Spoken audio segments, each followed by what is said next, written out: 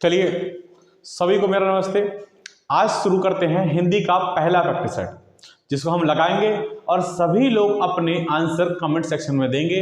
और पूरा practice set लगाने के बाद आप ये देखेंगे कि आपके 37 में से कितने क्वेश्चन सही हैं और सभी लोग अपना सही से स्कोर मुझे कमेंट बॉक्स में करेंगे और अपनी तैयारी को पुख्ता करेंगे। चलिए शुरुआत करते हैं पहले क्वेश्चन से। यहाँ पहला क्वेश्चन दे रखा है, पश्चिमी हिंदी का विकास किस अपभ्रंश से हुआ है? तो ये आपको पता होना चाहिए कि ये आपका सौरसेनी अपभ्रंश से हुआ है। चलिए अब आगे बढ़ते हैं दूसरे क्वेश्चन तरफ, जो कि दे रखा है, हरिहर रूप दियो नारद को देखई दो शिवगण मुस्काही। तो इसमें कौन सा अलंकार है, ये आपसे क्वेश्चन पूछा गया है। अगर हम ध्यान से देखें तो यहाँ पे हर हर एक जैसे शब्द आ रहे हैं, लेकिन इनका अर्थ जो है वो अलग अलग है। एक हर का मतलब होता है भगवान से और दूसरे हर का मतलब होता है बंदर से। तो हाँ, यहाँ पे एक ही जैसे शब्द लेकिन उनके अर्थ अलग अलग होते हैं, तो यहाँ पे यमक अलंकार बनता है। चलिए अगला क्वेश्चन देखें। इसमें कह रहा है कि उस विकल्प का चयन करें जो दिए गए वाक्य में सर्वनाम के भेद का सही विकल्प है। तो यहाँ पे दे रखा है वाक्य आपका, घनश्याम अपने आप कार्यक्रम की पूरी तैयारी कर ली। यहाँ पे देखें तो आपको एक अपने आप शब्द मिल रहा है, इसका मतलब क्या होगा, इसमें आपका निजवाचक सर्वनाम देखने को मिलता है। ठीक है, अगला क्वेश्चन देखें जो कि चौथा क्वेश्चन है। इसमें दे रखा है कि उस विकल्प का चयन करें जो विशेषण का भेद है।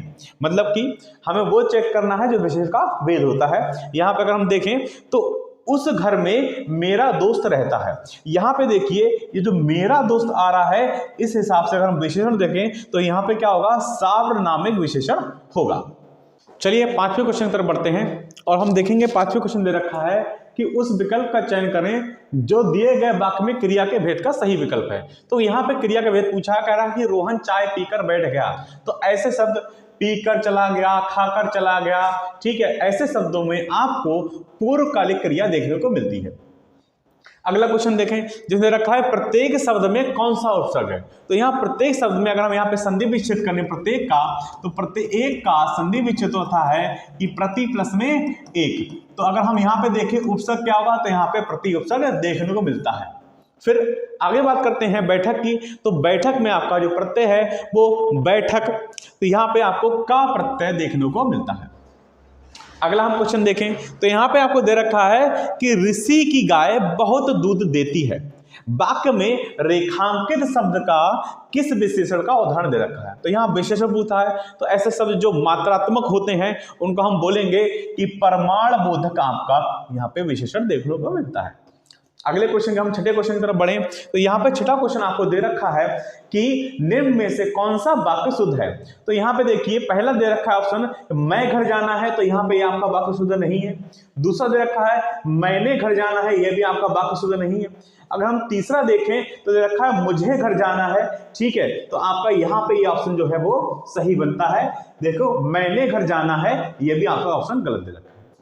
अगर हम 10वें क्वेश्चन तरफ बढ़े जो कि दे रखा है, पर किस कारक का परसर्ग है? मतलब कि जो पर है वो किस आपके कारक में आता है? तो ये आपका अधिकरण में आता है, अधिकरण में पे पर। तो यहाँ पे आपका ऑप्शन बनता है अधिकरण, सही ऑप्शन। चलिए अगले क्वेश्चन की तरफ बढ़ते हैं। यहाँ 11वां क्वेश्चन दे रखा है कि निम्न में से कौन सा शब्द स्त्रीलिंग है? तो अगर हम ध्यान से देखें तो जहाज चलाया जाता है, तो आपका पुल्लिंग है। जलपान किया जाता है, जो कि पुल्लिंग है। जमीन बेची या ली जाती है, तो यहाँ पे क्या होगा आपका, ये जमीन शब्द आपका स्त्रीलिंग होगा। जुलूस निकाला जाता है, तो क्या होगा आपका पुल्लिंग होगा। यहाँ पे देखें, यहाँ दे रखा है पुजारी भगवान पीताम्बर की पूजा कर रहा है। पीताम्बर पद में आपका कौन सा समास दे रखा है? तो पीताम्बर, अगर हम यहाँ पे देखें भगवान की बात कर दे तो यहाँ पे क्या हो जाएगा आपका, ये बहुब्रीहि समास जो है वो सही होगा। अगला क्वेश्चन देखें, वो कह रहा है लिंग की दृष्टि से ये बताइए कि दही क्या है? स्त्रीलिंग है, पुल्लिंग है, नपुंसक लिंग है या उभयलिंग है? तो भाई दही खाया जाता है, तो क्या होगा आपका, ये पुल्लिंग होगा। अगला क्वेश्चन देखते हैं 14 क्वेश्चन जो कि दे रखा है कि बर्बर का विलोम शब्द क्या है? तो यहाँ पे बर्बर का जो विलोम शब्द होगा वो आपका सभ्य होगा। ठीक है, अगले क्वेश्चन तरफ बढ़ते हैं। यहाँ दे रखा है कि अष्ट का तद्भव रूप क्या दे रखा है? तो यहाँ पे अष्ट का तद्भव रूप होता है 8। यहाँ पे देखिए ये क्वेश्चन कह रहा है बंदर का तत्सम रूप क्या होगा? तो यहाँ पे कपि भी बंदर होता है, आपका हरि भी बंदर होता है, बानर भी बंदर होता है, यहाँ मरगढ़ बंदर नहीं होता है। तो यहाँ पे क्वेश्चन जो है वो गलत पूछा गया है। 17 क्वेश्चन में कह रहा है निम्नलिखित में से कौन सा मूल दीर्घ स्वर नहीं है। तो यहाँ पे मूल दीर्घ स्वर की हम बात करते हैं तो आपके जो मूल दीर्घ स्वर होते हैं ये आपके होते हैं आपका बड़ा आ, ऊ और आपका ये ई। तो यहाँ पे देखिए ये तीनों मूल दीर्घ स्वर हैं, लेकिन आपका ओ जो है वो दीर्घ स्वर नहीं है। ओ क्या होता है आपका, ये ओ होता है आपका संयुक्त स्वर। क्या होता है आपका, ये ओ आपका संयुक्त स्वर होता है। अगले क्वेश्चन की तरफ बढ़े तो जो कि दे रखा क्वेश्चन नंबर 18 कह रहा है निम्नलिखित में से शुद्ध वर्तनी वाला शब्द कौन सा है। तो हम यहाँ पे देखें तो इसमें भी शुद्ध वर्तनी नहीं है, अध्ययन में भी सही वर्तनी, अध्ययन नहीं होता है, आपका अध्ययन होता है। अगला क्वेश्चन हम देखें तो यहां दे रखा है कह रहा है विसर्ग संधि है। तो इनमें से देखिए कौन से नंबर में विसर्ग संधि है। तो यहां देखिए सदैव जो कि सदा प्लस एव होता है, ये आपका विसर्ग संधि नहीं होता है। संयोग ये समधन प्लस में योग होता है, ये आपका विसर्ग संधि नहीं होता है आपका।